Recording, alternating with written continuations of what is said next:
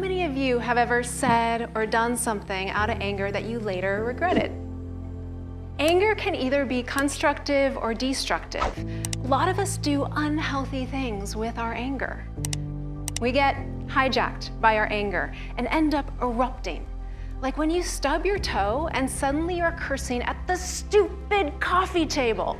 When we let anger drive the car, we can become aggressive, name-calling, blaming, or even violent. In essence, it's like you've put your 4-year-old self in the driver's seat. Dangerous. So how do we get the adult back in the driver's seat? How do we support the wise prefrontal cortex in reclaiming the steering wheel, but still allow anger to sit safely inside the car? Well, this is where mindfulness comes in. And to quote mindfulness expert Dr. Shauna Shapiro, mindfulness is paying attention with kindness and curiosity. Research has shown that mindfulness practices support the growth of the regulatory fibers from the prefrontal cortex to the lower regions of our brain, helping our wiser brain to come back online when anger is present. And the following mindfulness tools are key to growing a healthy relationship with anger. Breathe. Let's all take a deep breath right now. Taking deep breaths engages the parasympathetic nervous system and sends signals to our body that soothe the threat response, putting us back into a more relaxed state. So when you notice some tension or anger in your body, first practice slowing things down by taking deep breaths. Name it. A well-known study conducted at UCLA found that when you name your emotions, it puts the brakes on your physiological dysregulation and calms the amygdala hijack. So when you notice anger, without judgment say, I feel angry, or I feel tension in my shoulders. Do it differently. When you find yourself erupting with anger, try feeling compassion. Take a deep breath and say, I'm hurting right now.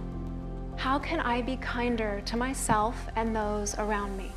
Research on compassion indicates that it can decrease cortisol levels, the stress hormone, and increase the feel-good hormone, oxytocin. When you find yourself stuffing anger, try using your whole body to safely feel it. When you creatively embody anger, it can help you begin to resolve past traumas and support you in getting to know your boundaries. And finally, inquire. Your anger has been trying to tell you something, and it's time to listen. With genuine curiosity, ask your anger, what do I need to see right now that I've been unwilling to face? What needs to be protected or supported? What action do I need to take right now? When more of us begin to see anger as an ally, not as a foe, we open to the many gifts this emotion offers us. When anger is our ally, we see this emotion as the flashing red warning light for the things that we or others are trespassing. Anger reveals our boundaries. When we begin to own anger in our body, we can start to thaw the parts of ourselves that have been locked and frozen in trauma. Anger heals trauma. And finally, anger urges us to come out of denial and see clearly.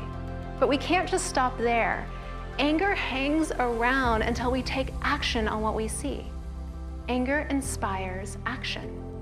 With all the great challenges humans are going to continue to face, just imagine what it might look like if so many more of us were in healthy relationship with our anger, exercising our power wisely, and channeling this vital energy towards improving our lives and the world around us.